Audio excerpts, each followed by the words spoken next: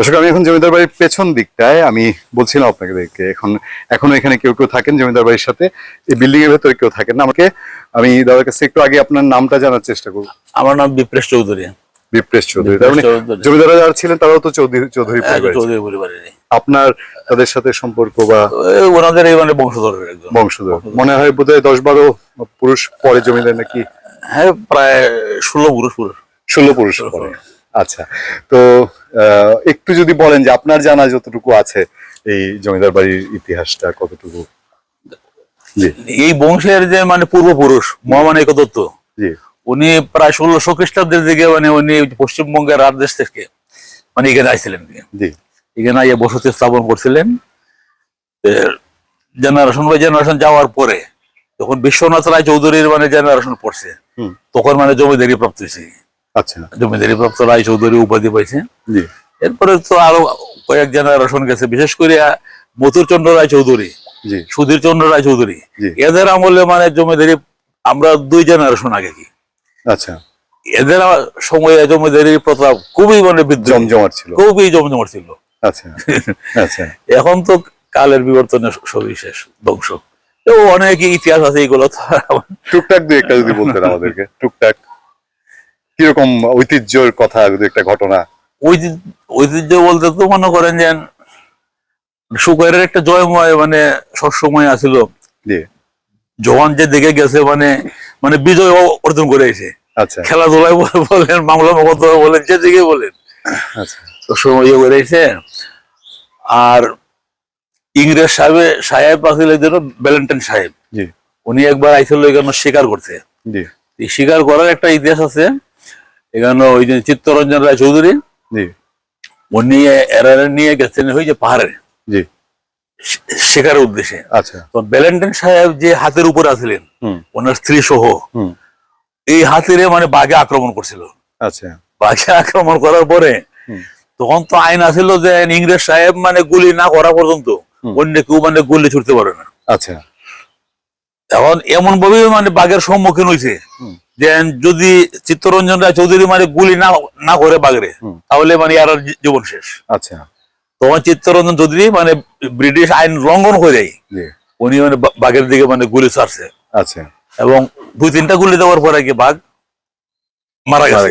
মারা যাওয়ার পরে তখন ভ্যালেন্টাইন সাহেব হাতের থেকে লামিয়া তাহলে ধন্যবাদ জানিয়া তার যে হাতের রাইফেলটা ছিল বাই দিয়ে দিচ্ছে, তোমার মতো মানুষই মানে শিকারী দরকার। এই ধরনের তো আরো অনেক। আচ্ছা, এখানে আবার 3টা আলাদা আলাদা স্থাপনা দিক, 3 ছেলে বিশ্বনাথ রায় চৌধুরীর 3 ছেলে। আচ্ছা, ওই 3 ছেলের 3 বাড়ি কি। ওই যে প্রথম যিনি স্থাপন করছিলেন মহামানিক দত্ত আইসে কিন্তু জমিদারি লাভ করছে না। আচ্ছা, উনি আইয়া মানে বসতি স্থাপন করছে। এরপরে আরো কয়েক জেনারেশন গেছে। আচ্ছা, যাওয়ার পরে আইসে বিশ্বনাথ রায় চৌধুরী। আচ্ছা, ওনার সময় থেকে জমিদারি প্রথা চালু। ওনার 3 ছেলের জন্য 3টা আলাদা আলাদা। বছরে একবার দুর্গাপূজা হয়। দুর্গাপূজাটা এখানে? হ্যাঁ, দুর্গাপূজা। এটা কারা আয়োজন করেন? এটা আমরা বিশেষ করে এইবারের মানে আমরা যে ভাইয়ারা আছে, তার তো ভাইয়ারা আছে, আমরা একটু সহযোগিতা পাই। আচ্ছা আচ্ছা, দুর্গাপূজাটা এখানেই এখানে।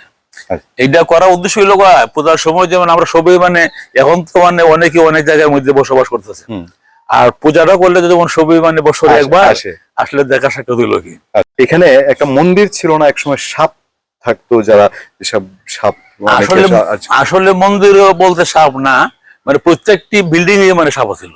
আচ্ছা, আমার জীবনে আমি মনে হয় 50-60টা সাপ মারছি, শুধু আলো সাপের মানে বাচ্চা।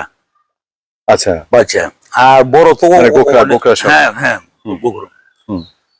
এখন ইদানিং মানে কয়েক বছর ধরে মানে সাপ আর মানে দেখা যায় না।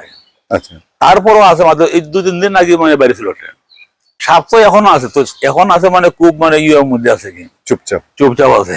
আচ্ছা, সব বিষাক্ত সাপ। বিষাক্ত অনেকে বলে মানে বাড়ির রক্ষক, পাহারাদার, এই কাল্পনিক গল্পটা জানি না কতটুকু মানে পাহারাদার আছে এখনো আছে। পূজা পার্বণ তখন তো মনে করেন একটা ঐশ্বরিক শক্তি আছিল। আচ্ছা, যেমন সুখার জমিদাররা মানে টাকার উৎস। এই যে বিল্ডিং জমিদারি পাওয়ার সঙ্গে সঙ্গে তো মানে টাকা আমদানি শুরু হয় নাই। এটা টাকার উৎস হইল শুকলাল নামে জালো আছিল। এই গ্রামের নাম আছিল আন্ধার গ্রাম। আন্ধার গ্রাম। আচ্ছা, তো শুকলাল নামে এক জালো আছিল, ওই জন্য পিছনে একটা আমি এই বাড়িটায় ঢুকি এখন। হ্যাঁ। এটা বোধহয় ছোট ছোট ছেলের বাড়ি সম্ভবত, নাকি বড় ছেলের হবে? জানা বড় নেই। বড় ছেলে। আচ্ছা, ও বড় ছেলেটা বড় ছেলেটা একটু বড়। হ্যাঁ, বলেন আপনি কি বলতেছিলেন? তো এখানে একটা বিল আছিল, হ্যাঁ। এই বিলের মধ্যে ঝালো মানে মাছ মারতো, হুম মাছ ঝালো তো দেখা যায় শুধু খালি পুঁটি মাছ। হ্যাঁ। পুঁটি মাছ হুম ওই যে যেটা মাছ রাখার যে পাত্রটা, হুম। এটা বইরে বইরে পুঁটি মাছ আইনা দেয় বাবুর কাছে। হুম। আর বাবু তো দেখে খালি রূপ মুদ্রা। ও, তাহলে হচ্ছে পুঁটি মাছ আর দেখেন রূপ মুদ্রা। হ্যাঁ। এইভাবে মানে প্রচুর অর্থ। আরেকদিন শুক্লাল যখন গেল মাছ মারতে, হুম এখানে তার পানি থেকে উঠিয়া হুম। অস্বাভাবিকভাবে মানে কোনো কিছু তারে মেরে বলছে, আচ্ছা আচ্ছা। এই দন দিলাম তোরে আমি, হুম তুই না তোর বাড়িতে না রাখবে, হুম। আর তুই না এখানে ওই জমিদারের কাছে নিয়ে বিক্রি করছ, বুঝলো? আচ্ছা। তোরে আর দেওয়া না, তোরে এখানে শেষ করে দিই। তখন এই ডুবার মধ্যে বিলের মধ্যে পড়া এই যে এই লোক এখানে মারা গেল। হুম মারা যাওয়ার পরে হুম। শুধু খালি এই যে বনেরটা হুম। বাইসে ছিল। আচ্ছা। তখন এই জমিটার নাম দেওয়া হয়েছে নাখাই বিল। নাখাই বিল। নাখাই আগে বিল। এই এমনি সুগার। ও, সুগার বিল। তো ওই নাগ ভাষায় যখন মারা গেল তখন তো নাখাই- দেখছে শুধু তার লাস্টার নাক দেখা যায়, আর অন্য কিছু দেখা যায় না। হুম। তখন এই জমিটার নাম দিল নাখাই বিল। নাখাই বিল। আর এই শুক্লালের দ্বারাতে যেহেতু এই অর্থ উপার্জন হয়েছে, জি। তার তার অর্থের দ্বারাই কিন্তু এই বিল্ডিং এর মানে সৃষ্টি হয়েছে। আচ্ছা। তো তার মানে স্মৃতি রক্ষার্থে হুম ওই যে আন্ধার গ্রামের নাম পরিবর্তন করিয়া দেওয়া হইলো শুক্লালের নামের অনুসারে সুখারি।